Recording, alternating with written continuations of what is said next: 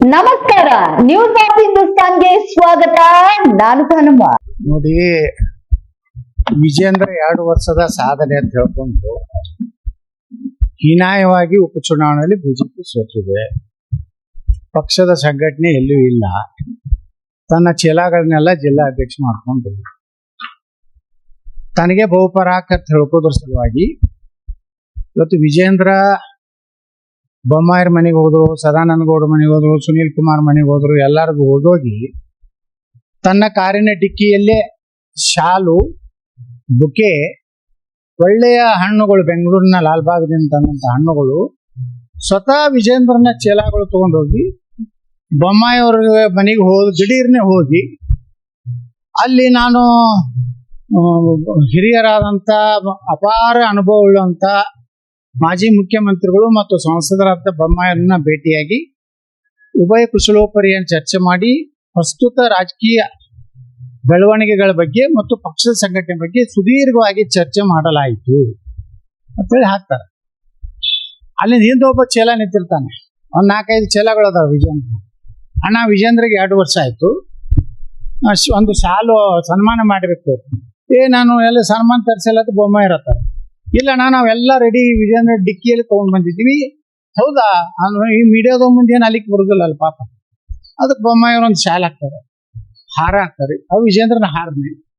ಅದೇ ಬುಕ್ಕೆ ವಿಜೇಂದ್ರನ ಬುಕ್ಕೆ ಕೊಟ್ಟು 2 ವರ್ಷ ಪಕ್ಷ ಸತ್ಯಾನಾಶ ಮಾಡಿದೀಯಾ, ಹಾಳು ಮಾಡಿದೀಯ, ಅಯೋಗ್ಯ ಅಂತ ಮನಸ್ಸಿನಲ್ಲಿ ಅಂದ್ಕೊಂಡು ಕಾಂಗ್ರ್ಯಾಚುಲೇಷನ್, 50 ವರ್ಷ ಆಯ್ತು, ಬುದ್ಧಿ ಬರಲಿಲ್ಲ ಮನಸ್ಸಿನಾಗ ಅಂದ್ಕೊಂಡು ವಿಜೇಂದ್ರ ಅವರ ಕಾರ್ಯವೈಖರಿ ಬಗ್ಗೆ ಮುಕ್ತವಾಗಿ ಪ್ರಶಂಸಿದ ಬೊಮ್ಮಾಯಿಯವರು ಹೇಳಿ ಮೀಡಿಯಾದಾಗ ಬಂದ್ಬಿಡ್ತಾರೆ. ಮೀಡಿಯಾದವ್ರು ಅದನ್ನ ಹೊಡ್ಕೋತ ಸಂಜೆ ತನ ಹೊಡಿತಾರೆ. ವಿಜೇಂದ್ರ ಬೊಮ್ಮಾಯಿ ಭೇಟಿ, ಬಿಜೆಪಿಯಲ್ಲಿರೋ ಎಲ್ಲ ಸಮಸ್ಯೆಗಳ ನಿವಾರಣೆ, ಮತ್ತೆ ವಿಜೇಂದ್ರ ನೇತೃತ್ವದಲ್ಲಿ ಬಿಜೆಪಿ ಡ್ಯಾನ್ ಡ್ಯಾನ್ ಡ್ಯಾನ್ ಸಂಜೆ ತನ ಹೊಡಿತೀವಿ. ಮರುದಿವ್ಸ ನಮ್ಮಂತವ್ರು ಬಂದು ಹೇಳೋದ ಮ್ಯಾಗ ಮಾತ್ರ ಡಮ್ ಡಮ್ ಇದು ಡಮ್ಮ ಡೊಮ್ಮ ಇಟ್ಟೆ. ಬಿಜೆಪಿ ಸಂಘಟನೆ ಇಲ್ಲ, ಕಾರ್ಯಕರ್ತರ ರಕ್ಷಣೆ ಮಾಡೋರಿಲ್ಲ, ಹಿಂದೂಗಳ ಮೇಲೆ ಆಗೋ ದೌರ್ಜನ್ಯ ಕೇಳೋರಿಲ್ಲ. ಎಲ್ಲಾ ಕಾಂಗ್ರೆಸ್ನ ಜೊತೆಗೆ ಅಡ್ಜಸ್ಟ್ಮೆಂಟ್ ಆಗಿ, ಸಿದ್ದರಾಮಯ್ಯ ಜೊತೆಗೆ ಅಡ್ಜಸ್ಟ್ಮೆಂಟ್ ಆಗಿ, ಡಿ.ಕೆ. ಶಿವಕುಮಾರ್ ಜೊತೆಗೆ ಅಡ್ಜಸ್ಟ್ಮೆಂಟ್ ಆಗಿ ತಮ್ಮ ಕ್ಷೇತ್ರದ ಕೋಟ್ಯಾಂತರ ರೂಪಾಯಿ ಕೆಲಸ ಮಾಡ್ಕೊಂಡು ನಮ್ಮ ಹಳಿ ಫೈಲ್ಗಳನ್ನ ಯಾವ ಮುಟ್ಟಬೇಡ್ರಿ, ನಿಮ್ಮ ಫೈಲ್ಗಳನ್ನ ನಾವು ಮುಟ್ಟುದಿಲ್ಲ, ನಮ್ಮ ಫೈಲ್ಗಳನ್ನ ನೀವು ಮುಟ್ಟಬೇಡ್ರಿ, ನಮ್ಮ ಅಪ್ಪನ ಮಾಡಿದ ನಕಲಿ ಸಹಿಗಳನ್ನ ಹೊರಗೆ ತರಬೇಡ್ರಿ, ನಮ್ಮ ಅಪ್ಪನ ಪೋಕ್ಸೋ ಇದನ್ನ ಹೆಂಗಾದ್ರೂ ಮಾಡಿ ಬಚಾವ್ ಮಾಡಿ ಇಟ್ಬಿಟ್ರೆ ಕರ್ನಾಟಕ ಬಿಜೆಪಿಯಲ್ಲಿ ಎಲ್ಲೂ ನಡೆದಿಲ್ಲ. ಅದಕ್ಕನೆ ನಿನ್ನೆ ಪಕ್ಷದ ನಿಷ್ಠಾವಂತರು, ನೀವು ಭಿನ್ನಮತಿ ರೈತರು ಏನ್ ಮಾಡೋದು ಮೀಡಿಯಾದವರು, ಪಕ್ಷದ ನಿಷ್ಠಾವಂತರು ರಮೇಶ್ ಜಾರಕಿಹೊಳಿ ಅವರು, ಸಿದ್ದೇಶಣ್ಣ ಅವರು, ಹರೀಶ್ ಅವರು ಎಲ್ಲರೂ ಕೂಡಿ ಈ ವಿಜೇಂದ್ರನ ಇಳಿಸದೆ ಹೋದ್ರೆ ಕರ್ನಾಟಕದಲ್ಲಿ ಬಿಜೆಪಿ ಇವರೇನೋ ಬಿಹಾರ್ನಾಗ ಬಂದು ಕೂಡಲೇನೆ ನಾವು ಬಂದ್ಬಿಟ್ಟು ತಿಳ್ಕೊಂಡ. ಬಿಹಾರ್ನಾಗ ಬರ್ಬೇಕಾದ್ರೆ ಅಲ್ಲಿ ಒಬ್ಬ ನಿತೀಶ್ ಕುಮಾರ್ ಅನ್ನೋಂಥ ಪ್ರಾಮಾಣಿಕ ವ್ಯಕ್ತಿ, ಕುಟುಂಬ ರಾಜಕಾರಣ ಮಾಡಲಾರದ ವ್ಯಕ್ತಿ ಯುದ್ಧದಿಂದ ಬಿಹಾರದಲ್ಲಿ ಬಿಜೆಪಿ ಮತ್ತು ಅಲಯನ್ಸ್ ಮತ್ತು 7 ಪಕ್ಷಗಳು ಕೂಡಿ ಮಾಡಿ ಬಂದಾವು.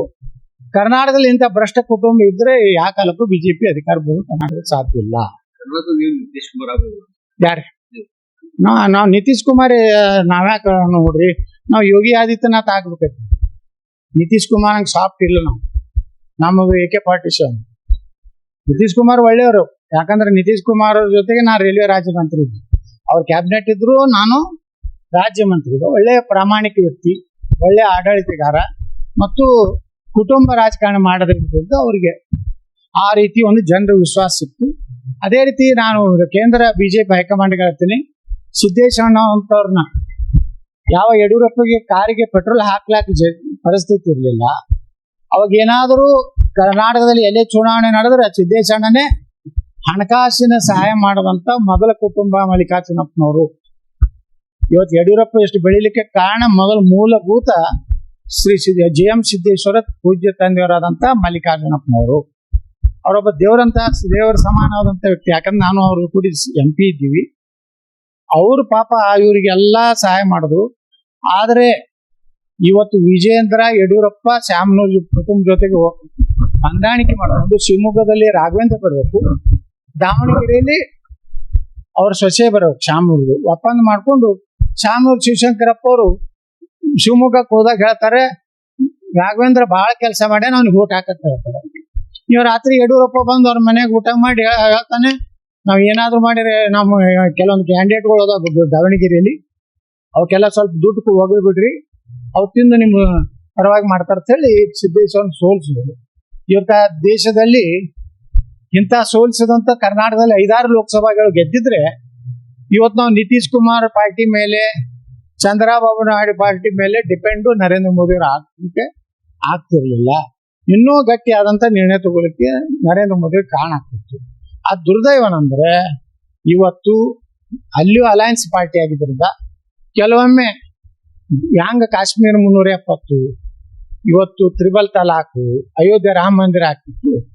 ಈಗ ಯಾವುದೇ ರೀತಿ ಇನ್ನೂ ಕಾನೂನುಗಳು ಬರ್ಬೇಕಾಗಿದೆ. ಇವತ್ತು ಸಮಾನ ನಾಗರಿಕ ಸಂಹಿತೆ ಬರಬೇಕಾಗಿದೆ, ಎಲ್ಲರಿಗೂ ಒಂದೇ ಕಾನೂನು. ಅಲ್ಲಿಂದ ಇವತ್ತು ಏನು ಯಾವುದೇ ಇದನ್ನ ದೇಶದಲ್ಲಿ ಎಲ್ಲರಿಗೂ ಫ್ಯಾಮಿಲಿ ಪ್ಲಾನಿಂಗ್ ಬರಬೇಕಾಗಿದೆ.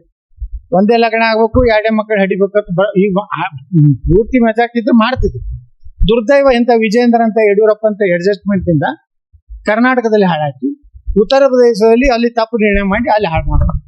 ಮತ್ತು ನರೇಂದ್ರ ಮೋದಿ ಅವರು ಈ ಅಲಯನ್ಸ್ಗಳ ವಿಶ್ವಾಸ ಮೇಲೆ ನಡಿಬೇಕಾದ ಪರಿಸ್ಥಿತಿ ನಿರ್ಮಾಣಕ್ಕೆ ಯಡಿಯೂರಪ್ಪ ಮತ್ತು ಅವನ ಮಗನ ಪಾತ್ರ ದೊಡ್ಡದಿದೆ. ನಿರಂತರ ಸುದ್ದಿಗಾಗಿ ನೋಡ್ತಾ ಇರಿ ನ್ಯೂಸ್ ಆಫ್ ಹಿಂದೂಸ್ತಾನ್.